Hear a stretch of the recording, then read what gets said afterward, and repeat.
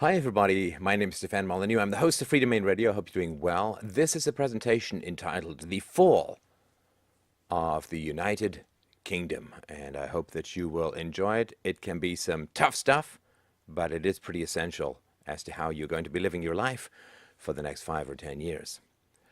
So what are we trying to do here? What am I trying to do? Well, I want to look at the present state of the UK economy and attempt to shine a spotlight on, well, let's call them areas of concern, shall we?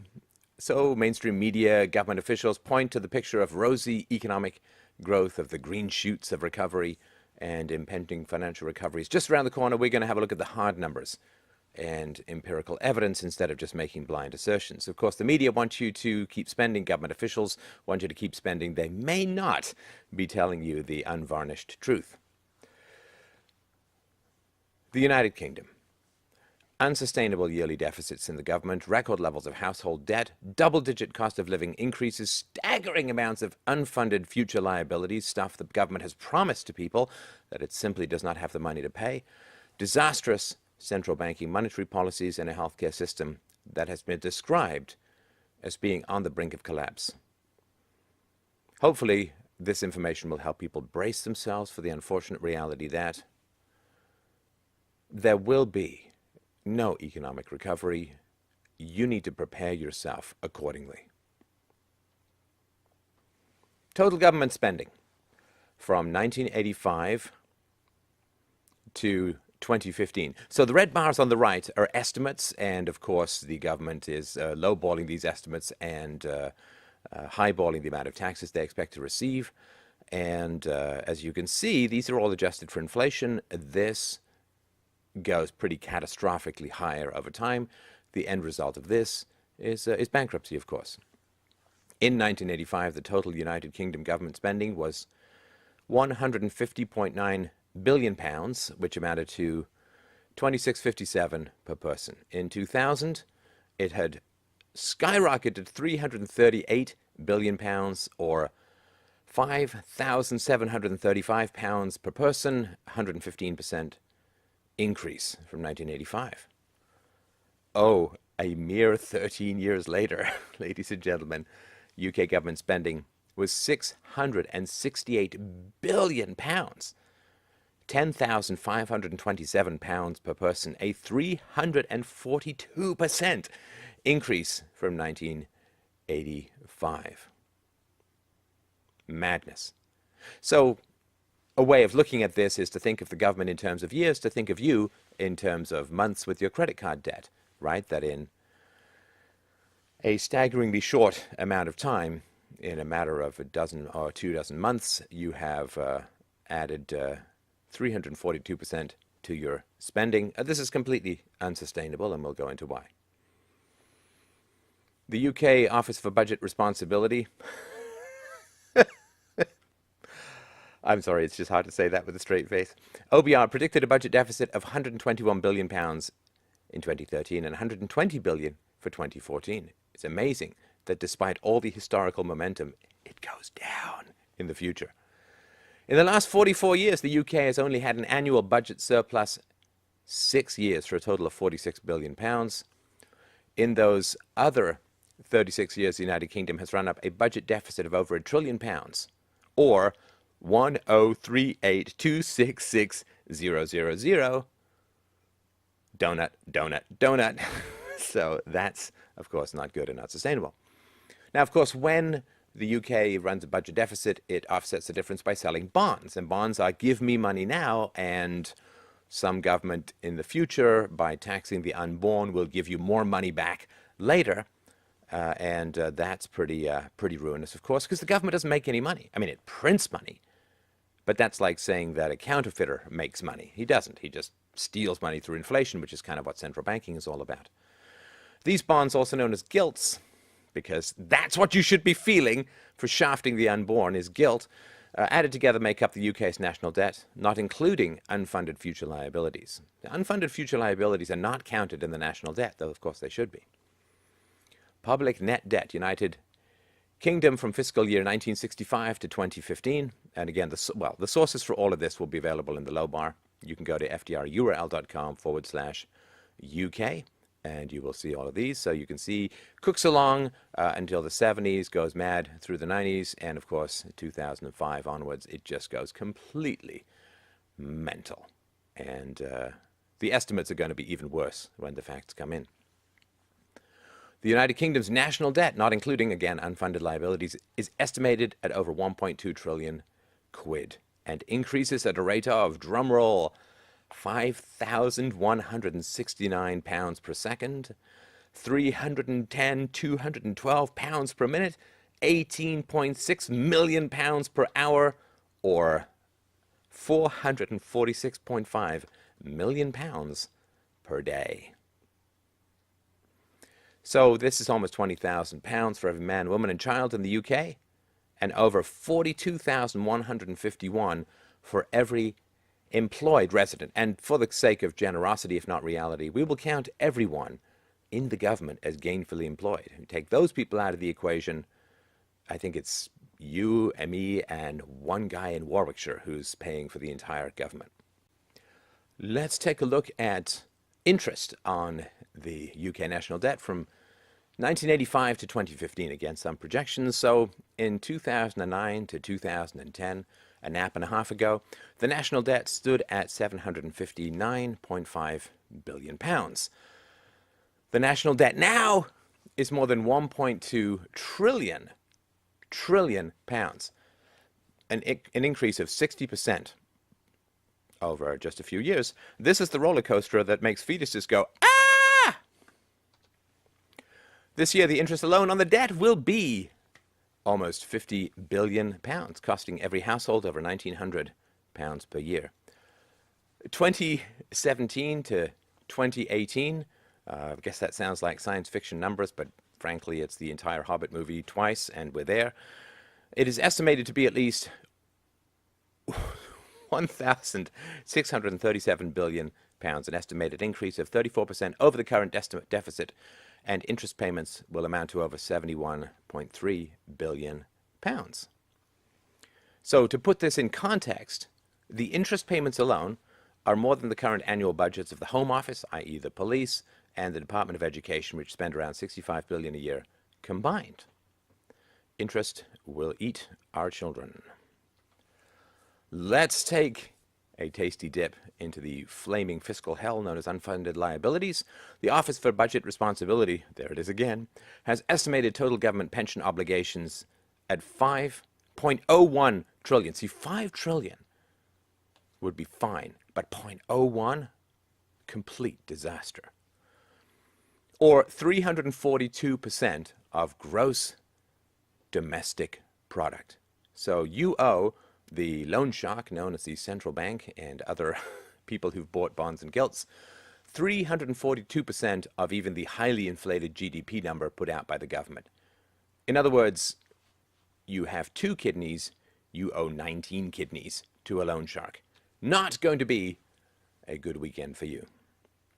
Now, of these obligations, see, the government knows about all these obligations, and remember, democracies are not about short-term vote getting. They're all about long-term fiscal responsibility. Like, you know how you change the oil on the car that you rent? Exactly the same thing.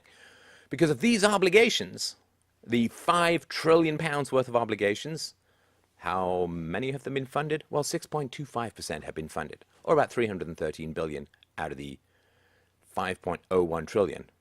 So, and this is according to the government's numbers, if you trust them. Social Security-related unfunded liabilities are estimated at $3.843 trillion, or 263% of GDP, which is why cannibalism among the old is not far away, tragically. Unfunded public sector employee pension liabilities are estimated at 852 billion pounds, or 58% of the gross domestic product. So tens of millions of people have put up with indescribably boring jobs and little career advancement, and putting up with other people in the public sector for 40-odd years. They're counting on these benefits. What is going to happen when they can't be paid? Well, the usual. Price controls, rationing, a semi-slide into fascistic hell, and all of this is easy to see. It's not even round the corner. It's about to splat into the windshield, and of course, no particular politician wants to take on these issues. Because why would you want to fix the economy, get everyone really mad at you, and hand a better economy to the idiot they vote in next because they're upset with you? It's just not the way the system's not broken. It's designed to work this way. How are the households doing? Well, of course, as the economy slows, as cost of living increases go up, as inflation eats away at your savings and your earnings, what do people do? Well, to maintain their lifestyle, they go into debt, in the same way that a vampire, to maintain his lifestyle, goes into jugulars. Household debt, percentage of GDP. Oh my goodness. Look, England, #1, rule Britannia.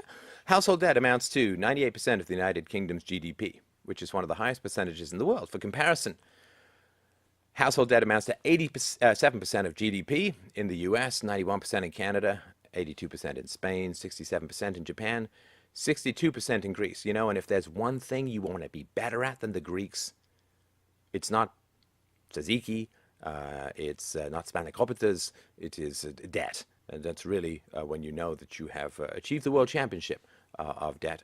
60% in Germany and 48% in France.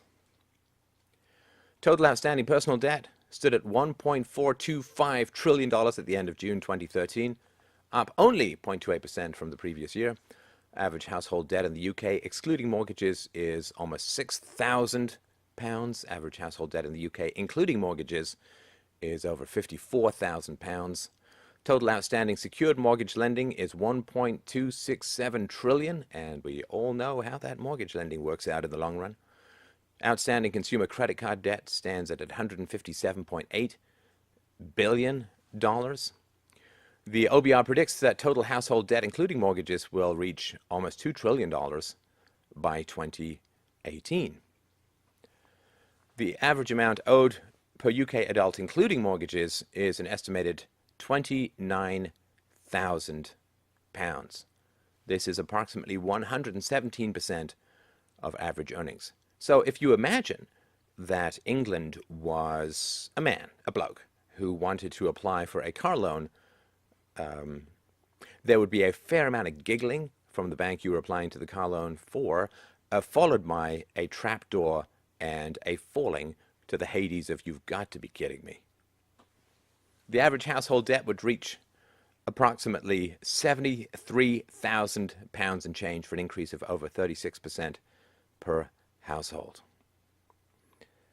Every 16 minutes and 26 seconds, a property is repossessed. Tragically, we're no longer talking about the Falkland Islands. Every 5 minutes and 7 seconds, somebody will be declared insolvent or bankrupt. Public sector, okay, let's say workers. They earn an average of £4,500 a year more than those in the private sector, with the gap only continuing to grow. See, one of the things that happens when you have to voluntarily get your money from willing customers is those willing customers don't want to pay a whole lot more. One of the great things about being a public sector worker is debt, counterfeiting, or the violence of taxation is what pays your salary. And so there's not a whole lot of people who are going to say no to that, right? If the local hitman parks on your lawn, you're pretty much going to look the other way. The typical full-time public sector employee is paid 565 quid a week, while their counterpart in the private sector earns just 479. And of course, as the public sector money goes up, the private sector money goes down. It is less than a zero-sum game, but it certainly shows up that way. Private sector employees have a longer average week at 33.4 hours compared with the public sector's average of 30.7 hours. The only thing that's important about that, really, is that if you work in the private sector, you really don't want the public sector workers to be very busy, because they're usually very busy messing up your lives in staggering ways. The widening productivity gap between the public and private sector cost the British taxpayer almost £60 billion per year. The Centre for Economics and Business Research found that the public sector's productivity performance had been even worse than previously reported, declining 3.4% between 1997 and 2007. One of the things that they found was difficult was that when measuring the productivity of public sector workers, they found that a lot of them had historically died in their chairs, but nobody had noticed, and so it was a little difficult to figure that out objectively. During the same 10-year period, productivity in the market sector rose by almost 30%, trying to outrace the rocks sliding down from the state. The cost of paying pensions to the United Kingdom's public sector employees will double over the next 6 years to the equivalent of £1,500 per household. These households, of course, include those households receiving public sector pensions, so again, multiply that as you see fit. Of course, as we all know, one of the things that politicians do is they promise benefits to be paid to public sector workers long after they're out of office, and they do that to avoid strikes, riots, and problems in the here and now, while basically shafting those to come with a bill that would pretty much eat the planet. And this is, again, not because the system is broken. That's the only way the system can function. Between April 2011 and April 2012, the net cost of paying the pensions of retired public sector employees was £8 billion.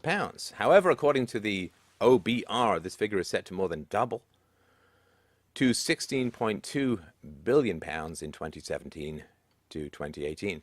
They could project after that, but that's like asking how fast will you run a marathon when you're 250 years old. It's kind of academic because you'll be dead, as will the British economy to a large degree. To make matters worse, these estimates don't represent the full cost to taxpayers, as they deduct the amount contributed by the employer into their employees' pensions. But in this case, the employer is the state, paid for by the taxpayers. When calculating the full cost of these pensions, analysts predict the total figure will be closer to £39 billion. Now, to nobody's great surprise, public sector unions have fiercely resisted even moderate reforms, which is the only time you will see fierce dedication from any public sector employees. Meanwhile, private sector pensions are being drastically reduced in the Bank of England's quantitative easing, which is also known as monopoly-style money printing, has obliterated returns for private savers. So the retirement savings shortfall, we got a global average of 44% and 63% in UK. Yay! 50% in China, 48% in Brazil, 42% in Canada, 35% in Hong Kong, 33% in the USA, and 33% in India. So this eat the future to feed the present, eat your seed crop to feed the beast, has been occurring, of course, for a few generations in England, certainly since the post-war period when all of the useless eaters of the empire came home and you had to set up a socialist government because they weren't fit for the private sector. This has been going on for quite some time. A recent study found that the average retirement in the United Kingdom is expected to last 19 years, but typical retirement savings will only last 7 years, at which point hungry eyeballs turn to cats. This 12-year shortfall in the UK is the worst identified by this international study, which covers over 15,000 people in 15 countries around the world. And normally, of course, when governments get into this kind of fiscal problem, they just start a war to kill off the excess population. But nuclear weapons have kind of rendered a lot of the leaders of the West and of Europe to be in the blessed are the peacemakers categories, because their families can also be turned into nuclear shadows, not just the children of the working classes. 2/3 in England believe that their financial preparations for a comfortable retirement are inadequate. 34% are not preparing at all, and 33% believe they're not doing enough. So at least somebody in England is good at math. More than in any other country surveyed, UK residents were found to prioritize saving for a vacation over saving for retirement. When asked if they could only afford to save for one of these options, 58% chose a holiday, while only 32% chose retirement, which may sound idiotic, but it's actually not, because what is your money going to be worth when the government performs a soft default and prints pounds like crazy to pay off its liabilities? Why not have a vacation now? There's a fellow whose grandfather I knew. He was in the Weimar Republic, you know, when they printed all this money to help pay off the war debt from the very unwise Treaty of Versailles. And he took his life savings across the street. He had to run across the street because he was losing money as he crossed the street. And he bought a lovely, I'm sure a very tasty cup of coffee with it. And then he was done. The average UK resident believes that 42% of their retirement income will come from the state. And for 18%, their state pension will be the most important source of retirement income, other than lemonade stands.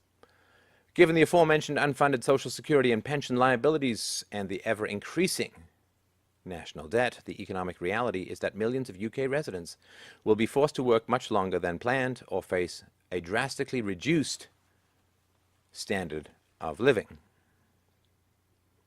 Education. So let's have a look at these numbers. State spending on education in England started out the 20th century at a little less than 2% of GDP.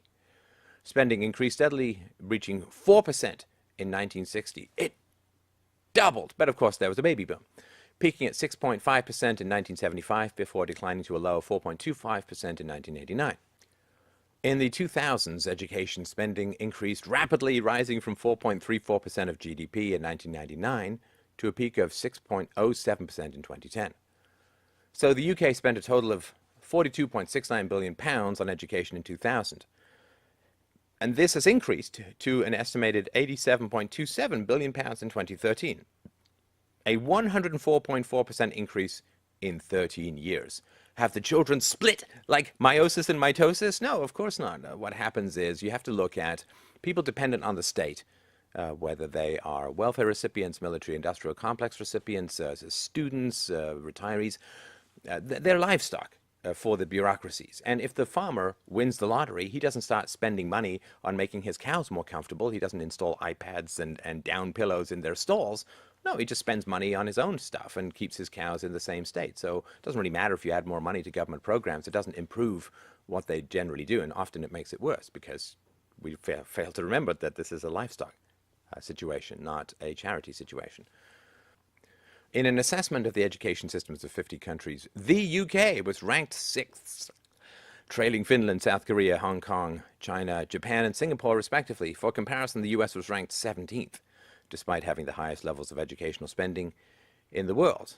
On the plus side, the farmers all had big screen TVs. Healthcare, oh lordy. The United Kingdom healthcare spending grew by 5.7% per year on average between 2000 and 2009 in GDP-adjusted terms. And some people say, well, there's more technology in healthcare, but that's nonsense. You only invest in technology when it saves you money. For the most part, technology has driven down the costs of, say, getting information from one place to another through faxes and email and 3D printing. And so it should be driving costs down to have technology in healthcare, not up. While the actual amount spent on healthcare rose in a continuation of the long-term trend, it shrunk as a percentage of GDP by 1.9% in 2010 and 0.4% in 2011.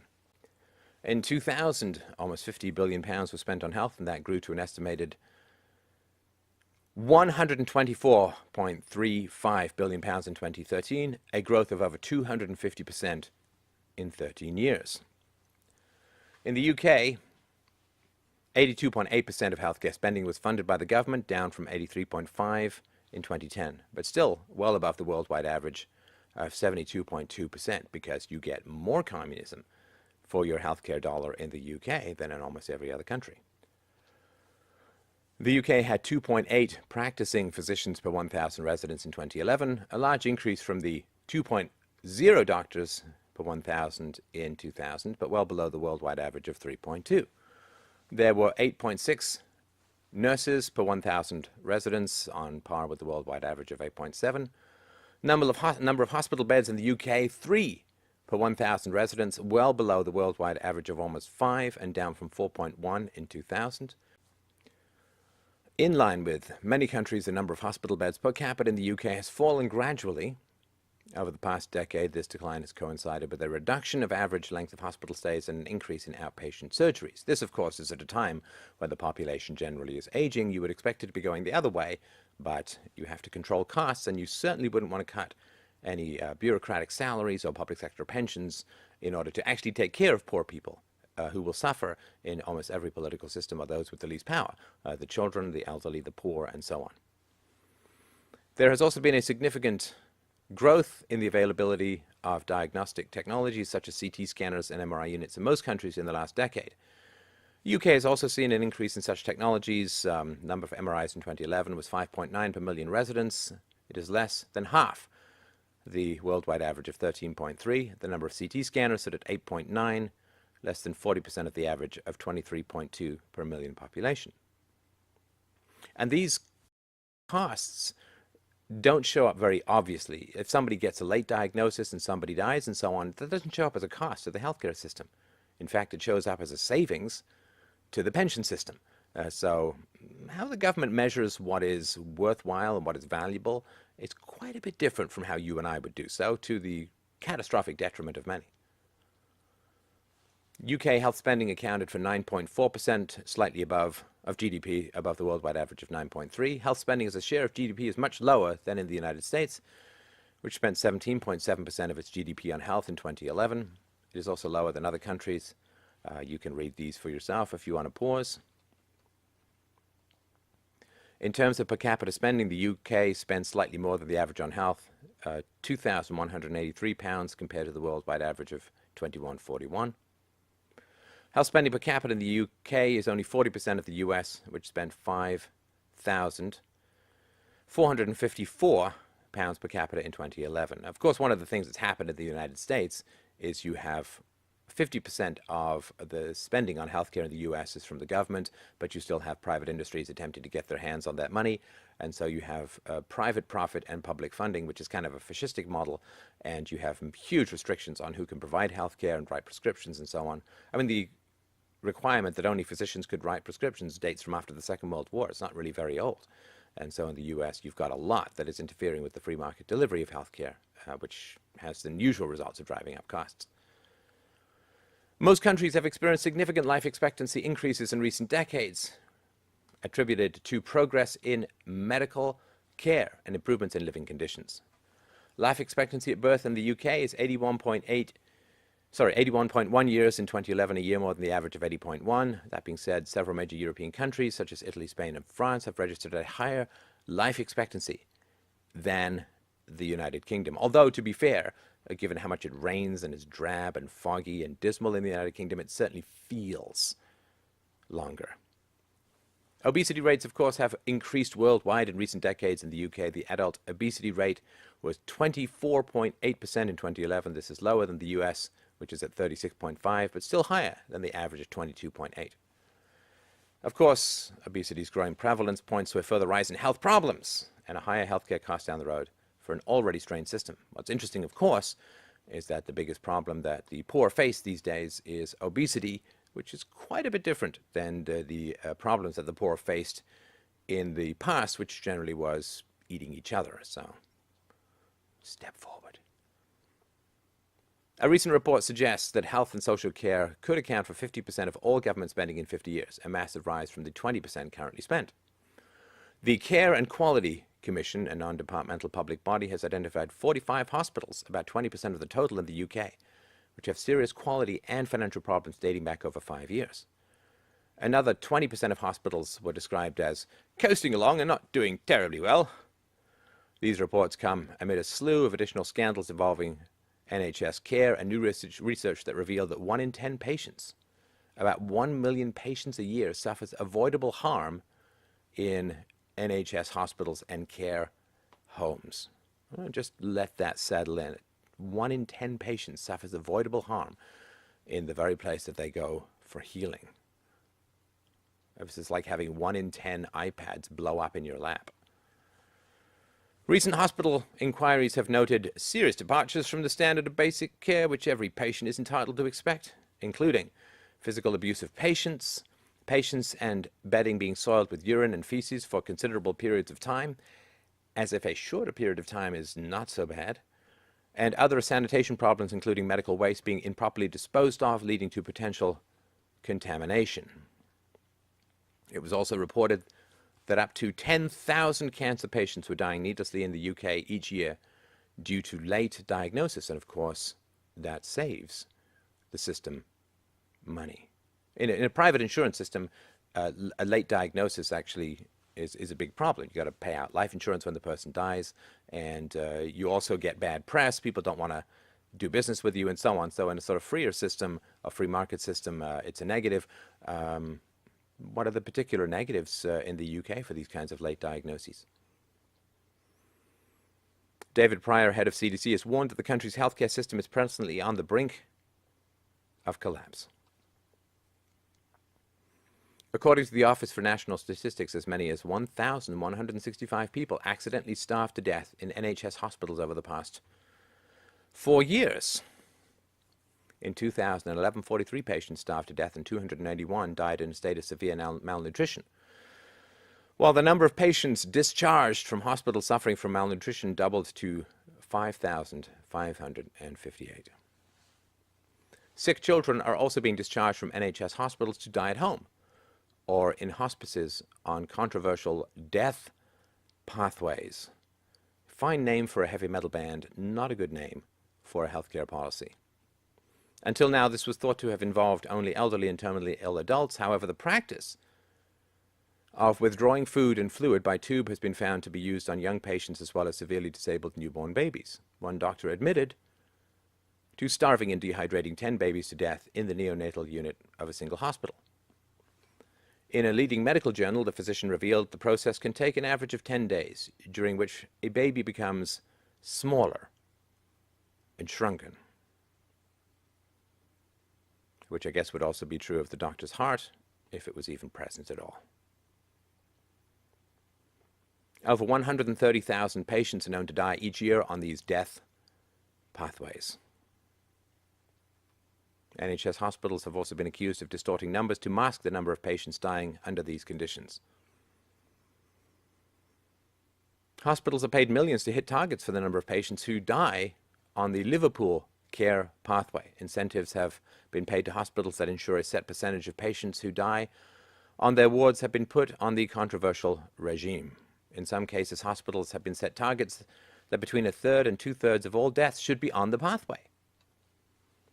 Over £30 million in extra money from taxpayers is estimated to have been handed to hospitals over the past 3 years to achieve these goals,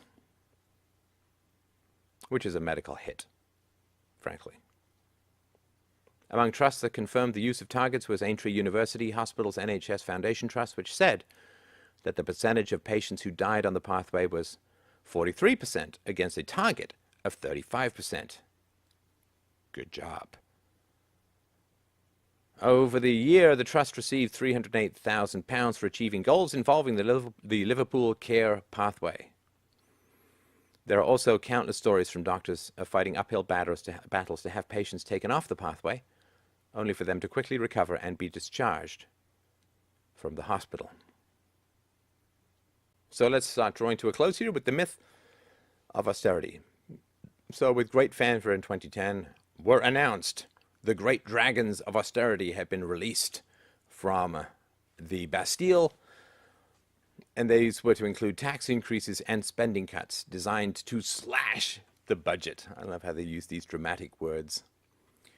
I was eating 9,000 calories a day. I'm going down to 8,800 calories a day. I'm slashing my food intake to a near starvation diet. I'm cutting to the bone. This is the nonsense they expect people to swallow, and of course most people do.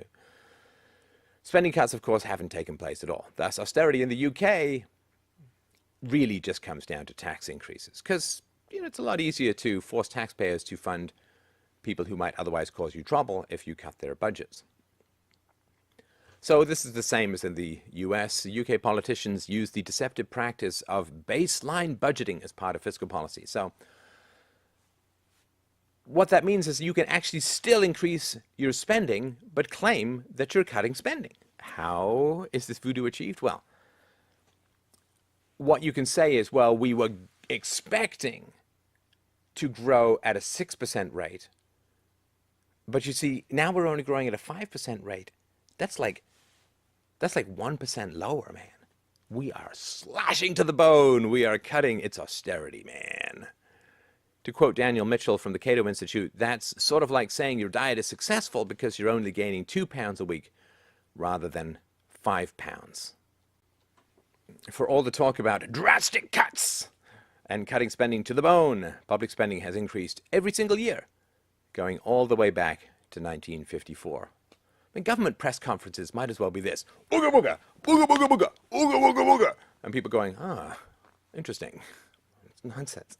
According to the government's own budget from 2011 to 2012, to 2016 to 2017, public sector expenditures will increase from £647 billion to 700 plus billion pounds. Because that, my friends, is what the government calls austerity. Taxes.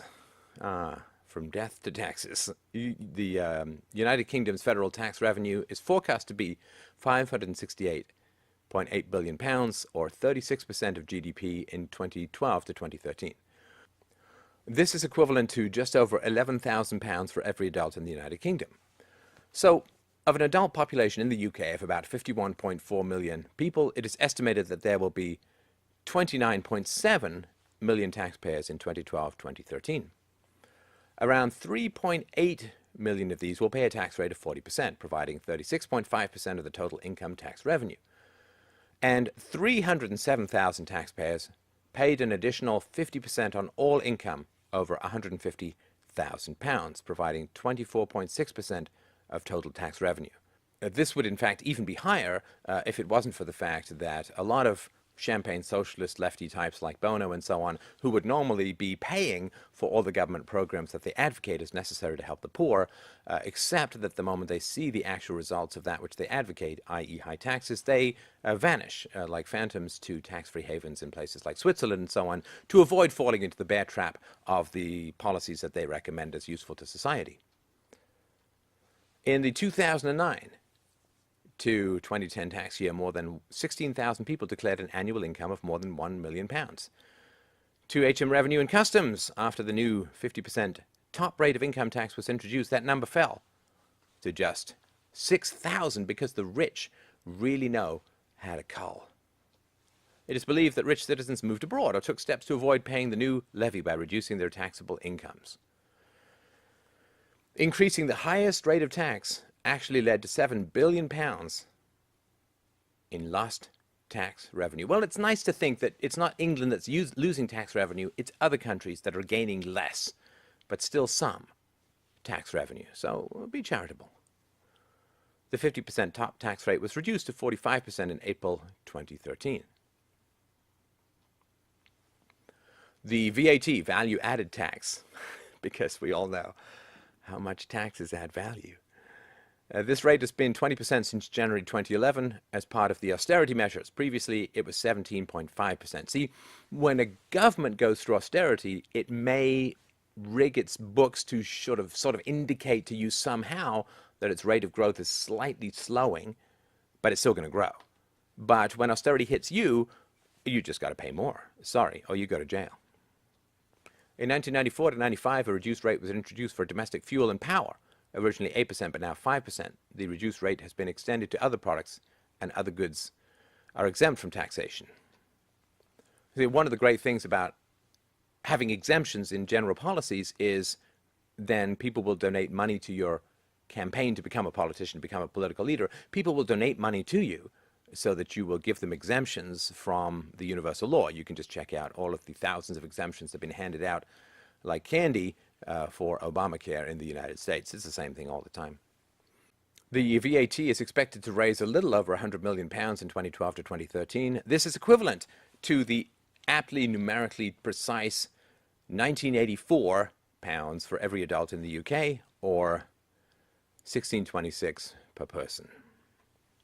The United Kingdom has a corporate tax rate because we all know that legal fictions, pieces of paper, actually pay taxes. It doesn't come out of the salaries of the employees or the profits of the shareholders or the, well, really doesn't come out of the wages of the executives. So we all know that corporations, pieces of paper can be taxed the same way you can send pieces of paper to war or marry them or roll them up and have sex with them. And so it's really important to remember it's a corporate tax rate. It never hits any individual. It never hits workers or anything like that. Has a corporate tax rate of 28%. For comparison, the highest corporate tax rates in the world are the US at almost 40%, and Japan at even closer to 40%. France, 34.4%, Belgium, 34%, Germany, 30.2%, Spain, New Zealand, Mexico, and Australia are all at 30%, and Canada at 29.5%. That's why I'm here. Military spending, because, you know, it's an island, so got to be involved around the world. United Kingdom military spending has fluctuated in the last century, peaking at 46.4% of GDP in World War II and declining from 10% in the early years of the Cold War to 3% today. So in 1985, again, all inflation adjusted, £19.10 billion was spent on defense, increasing to $42.11 billion in 2013. This is a 120% increase in 13 years. The interest on the national debt was $46.5 billion, as you remember, and so interest on the national debt is more than what is called defense, and we would call government military spending defense in the same way as we would call welfare charity and government schools, say, education. So this is £1,700 per UK household. I hope you feel that you're getting your money's worth. According to the recently released book, Investment in Blood, The True Cost of Britain's Afghan War, the war in Afghanistan has cost the UK at least £37 billion. Since 2006, it has cost an estimated £15 million per day to maintain a military presence in Afghanistan's Helmand province. Do you know that, I mean, just the American military in Iraq and Afghanistan uses more oil per day than the entire billion-person economy of India. It is an environmental catastrophe. The equivalent of £25,000 will have been spent for every one of these 1.5 million inhabitants, which is more than most of them will earn in a lifetime. But on the plus side, we do leave them with landmines. So, you know, these things do tend to balance out if you're Satan. This breaks down to $31.1 billion in military costs, $3.8 billion for the future care of veterans, and $2.1 billion for civilian development in Afghanistan, which is also known as bribing everyone in a turban. This guy calculates that by 2020, more than £40 billion will have been spent on the war in Afghanistan, which is equivalent to more than £2,000 for every tax-paying household in the country. And of course, this is how wars should work. You should, of course, say, well, this is going to be the bill. Do you want to be patriotic and wave the flag, or do you want to save yourself 2,000 quid plus taxes and interest for over that time period? Well, I think a lot of people would find that they would side with the blessed are the peacemakers people and a little less of the warmonger. It's easy to be warmonger when it's subsidized by other people, particularly people who haven't been born yet. The official claimed cost of the Iraq War is £9.24 billion, which includes $577 million in humanitarian reconstruction and development aid. Because you break them and you build them. Obviously, that's the point of war. This figure does not include routine training, maintenance, soldier salaries, or any cost due to their long-term injuries and needed mental health care. As with most government figures, it's not a question of if, but just how much more, or by how many multiples the real economic cost happens to be. This doesn't include the opportunity cost of having people blowing people up over there rather than actually doing something productive in the domestic economy. If you want to know more about the Iraq War, you know, have a couple of shots, sit back, grit your teeth, bite down on something hard, and check out my presentation, Iraq, A Decade of Hell. It's important to look at.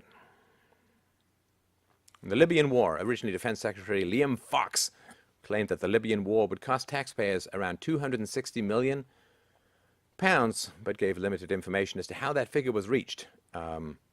He may have not been flexible enough or have enough rubber gloves to show you how that figure was extracted. An independent researcher estimated that the cumulative cost of the operation after the end of August 2011, the war continued for another 2 months, was between $1.38 billion and $1.58 billion. 5 to 6 times is not a bad rule of thumb when it comes to guesstimating how much stuff is going to cost. The one thing that you want to be really careful of is when governments say stuff that is revenue neutral. That means it's wildly unpopular and it's going to be astonishingly expensive in the long run. Using another method, the costs were potentially even higher, between £850 million and £1.75 billion. This conservative estimate for military expenditures in Libya is up to 7 times greater than the figure originally claims. The figures give the costs incurred due to military operations in Libya alone, ignoring routine training, maintenance costs, and other expenses. Not to mention, of course, the aforementioned opportunity costs.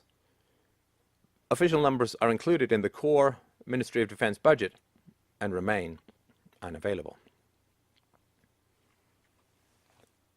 A recent study found that young men who have served in the British military are about 3 times more likely than civilians to have committed a violent offense. The violent offense is not war. I mean, obviously it is, but the violent offense in this category is at home afterwards. And served, of course, you don't serve. You're paid. I mean, you serve coffee. You don't serve the war machine. What happens is you may join there voluntarily, but everybody's money is conscripted by force to pay for this stuff. Here's a quote from the study. Being deployed in itself wasn't a risk factor for violent offenses, but being exposed to multiple traumas, like seeing someone get shot, increased the risk by 70 to 80%. The researchers, who desperately didn't want to lose their funding, stressed that although the study pointed to a serious problem for those affected, it did not mean that all ex-soldiers would become violent criminals. Of course. In July 2013, it was reported that more British soldiers and veterans committed suicide last year than were killed in battle. 7 serving soldiers were confirmed to have killed themselves, while 14 died in suspected suicides. The Ministry of Defense doesn't track what happens to veterans, and so no one knows how many are suffering from post-traumatic stress disorder or have taken their own lives. This is true in America as well, that many more soldiers are dying through suicide than roadside bombs. Monetary policy. Since 2008, the Bank of England has purchased 21% of government gilt, aka debt holdings. This means that a significant portion of UK debt is being financed by the Bank of England. This is, as I've said before, like attempting to pay your Visa bill with your Visa bill. The Bank of England has used quantitative easing, otherwise known as creating money out of thin air, otherwise known as counterfeiting, to purchase £375 billion worth of government debt since 2009. For those Yanks, the Bank of England is to the UK, as the Federal Reserve is to the United States, a somewhat private but politically controlled entity which lends money to the government in return for stealing the souls of the serfs. Large debtor nations use their central banks to create new money to finance government debt, which in turn devalues all the currency presently in circulation and disrupts market price signals. These incredibly destructive boom and bust cycles occur primarily due to these disrupted market signals, leading to a misallocation of resources in the market. I won't get into all the, I think, very exciting technical details. I've got a number of shows, podcasts. You can find them on my website, freedomainradio.com, talking about the Austrian cycle of the Austrian theory of the business cycle. It's very interesting stuff. So, of course, when the misallocations, right, you get all these weird price signals and interest signals because the government's screwing around with money and interest rates. This confuses entrepreneurs, and they then invest in a whole bunch of stuff that they think people want because they're reading the price signals wrong. Well, I'm not reading them wrong. They're just being manipulated. And then when it turns out that people don't actually want all the stuff, you know, like housing that people have, that the people have built for them, you get a massive bust. It's not due to the market. It's due to the, you know, the government putting everyone on LSD and rolling them down a hill in a barrel full of monkeys. Actually, that would be better monetary policy. Just make a note of that. So this process allows governments to continue their deficit spending by stealing value from citizens' savings and using the hidden tax of price inflation. Government prints a lot of money, and the first people that they give it to get the full value of money, and then the last group of people that get it, usually the poor and those on fixed incomes, really get it in the shorts because it's worth so much less by then. All right, same amount of goods, more money means that you have to spend more money per good, which of course is inflation. Inflation technically is the printing or creation of money. The price increase is simply the effect of the inflation of the money supply. When prices go up, of course, the governments love having a convenient intermediary scapegoat because people blame the greedy business owners and not the government and central banks, which have devalued their currency. Like people say, oh man, I can't believe they're putting less coffee in my coffee tin. And it's like, well, no, this is not the, you know, Folgers being cheap. This is just the money is being screwed up. The Bank of England's Monetary Policy Committee has also kept interest rates at the record low level of 0.5% as of June 2013, with the stated goal of stimulating economic growth, which it may do to some degree, but of course what it does is it kills savings and thus job creation, entrepreneurship, capital investments, and future worker productivity. And worker productivity is absolute king when it comes to economic growth. A group of global banks and funds have warned clients to steer clear of purchasing UK gilts, fearing that the Bank of England has opened the door to stagflation and risks losing credibility. So a stagflation is when you have a stagnant economy plus inflation, which according to Keynesian economics is impossible. And since you're supposed to inflate the money supply to deal with a stagnant economy, when you have already increased the money supply to the point where you're getting inflation, but the economy remains stagnant, you're out of tricks. you're out of con games in the Keynesian model. Look into von Mises, look into the Austrian school. It is sane as a way of understanding how this stuff works. The UK lost its top credit rating for the first time since 1978 in February 2013, when credit rating agency Moody's downgraded the rating due to a weakened economic forecast for the country. Don't know where they might be getting that from. In April 2013, the son of a Fitch credit rating agency followed suit. This is the inflation rate. As you can see, it's trending upwards. Again, the roller coaster of ZOMG continues. According to the Office for National Lies and Statistics, the official inflation rate I repeat myself, in the United Kingdom was 2.8% in July of 2013. From 1989 until 2013, the official inflation rate has averaged almost 3%, 2.81%. Real inflation-adjusted incomes have been declining since the onset of the global financial crisis in 2008, wiped out 40% of Americans' wealth. Between 2007 and 2012, the approximate 10% growth in average wages was far exceeded by the consumer price index inflation of 17%. You don't just feel poorer, you are poorer, even though you may have more money. To be exact, real incomes are 6.3% lower in 2012 than they were 5 years earlier due to price inflation, which is the result of money inflation, which is the result of the government printing money rather than lowering spending or raising taxes. Inflation is just a hidden and incredibly regressive tax. It hits the poor hardest. The situation in the UK appears even more grim when you look at the price increases of non-discretionary essential purchases, including food and energy. So, let's do that, shall we? Between 2022 and 2012, cumulative inflation of 29% was measured using the CPI and was far exceeded by increases in the prices of essentials. The price of gas and electricity increased 142%. 10 years, 142%. Vehicle tax and insurance, 108%. Fuel costs, 71%. And food, 43%.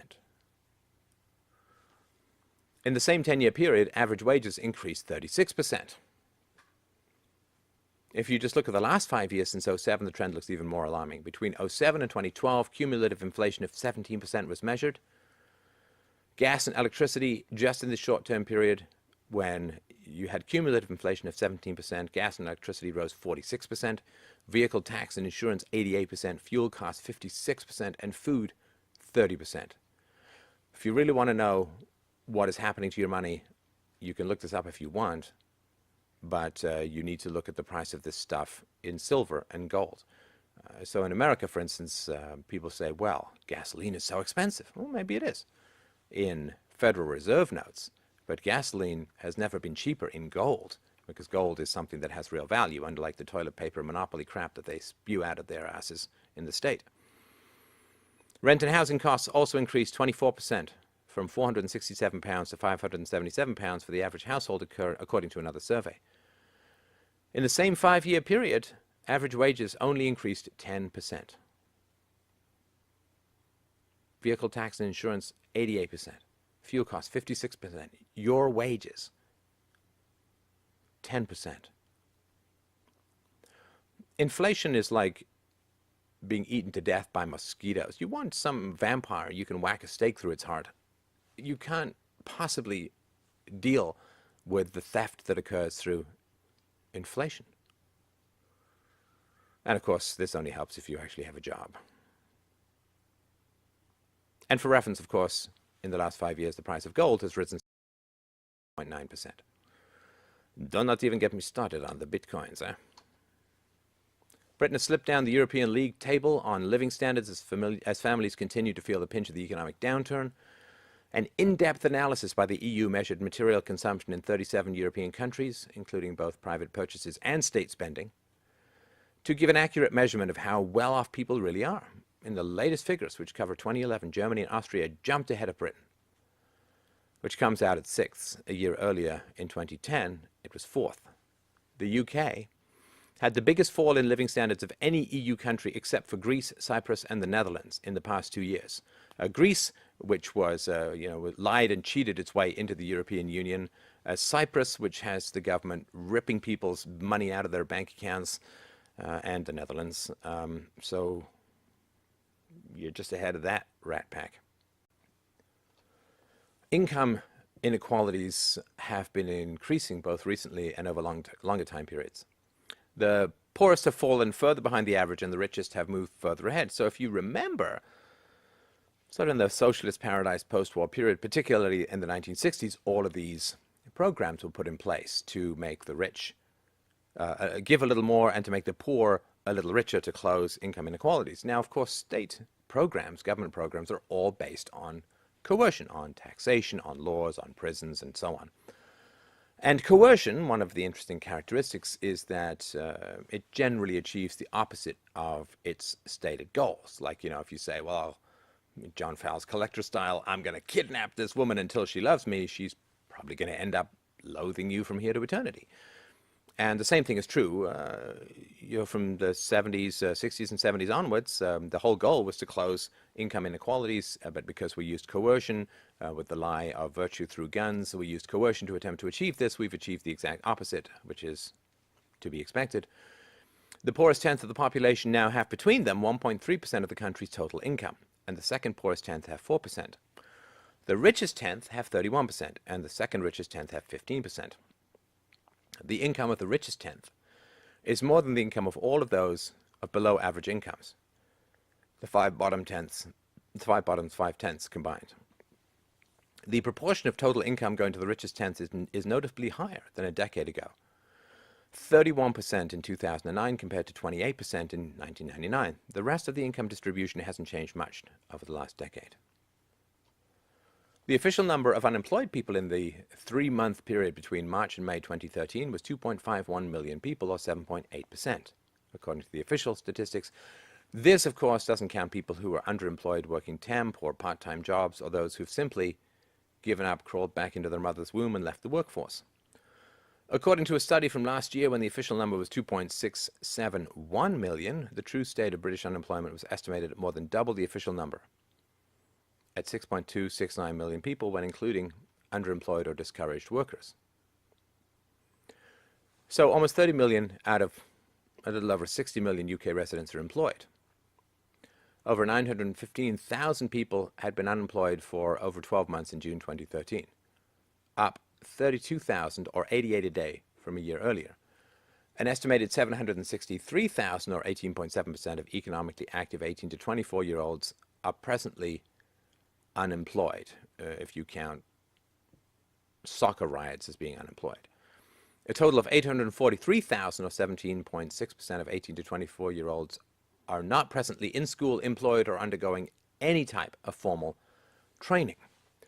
The number of economically inactive people aged between 16 to 64 reached 9.04 million people, or 14.4% of the total population in June 2013. Approximately 992,000 people over 65 years old are presently employed, which is up 64,000 or 6.9% from the previous year. The claimant count, the number of people claiming the job seekers allowance unemployment benefit, was 1.4 million in July 2013.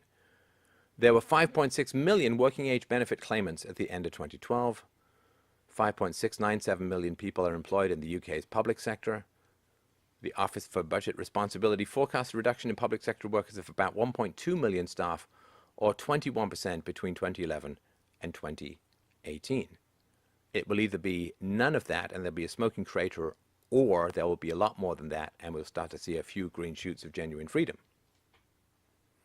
An abundance of unemployed young people feel marginalized, pessimistic, and lacking in control over their lives, according to a recent survey.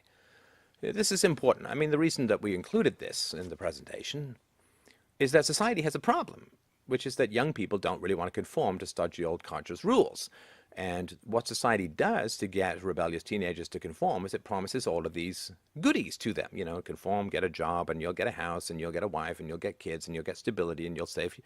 If society can't offer these benefits to the young, then the young are basically going to give the middle finger to society and say, well, screw you, why should I obey with these rules when you don't have any goodies to offer me? You can't bribe the youth into compliance if you don't have anything to offer them. So it's quite important to see what's happening with the young, because that is really the future of any stability in society. Survey found that of those young people aged 16 to 24 who are unemployed and not pursuing formal education, 33% have experienced depression. Of that age group, 40% feel ostracized from society, 36% believe they will never be able to find employment, and 37% rarely go outside their house. In another survey of people experiencing issues with debt, 75% said the debt had a negative impact on their mental health, and 50% said it was causing problems at their place of employment. The majority said financial concerns had caused problems with a partner, while 33% said they had a negative impact on the relationship with their children. The UK has one of the highest rates of self-harm in Europe, with 1 in 250 adults self-poisoning or self-injuring. And we're not just talking running for office. This is like really toxic stuff. And this, of course, is the human cost of these disastrous policies and programs, and this massive tumor-style growth of the state. So, what really is to be said about all of this? I know it's a doom and gloom roller coaster, but it is important to, of course, understand where we are and where we could be going as a society.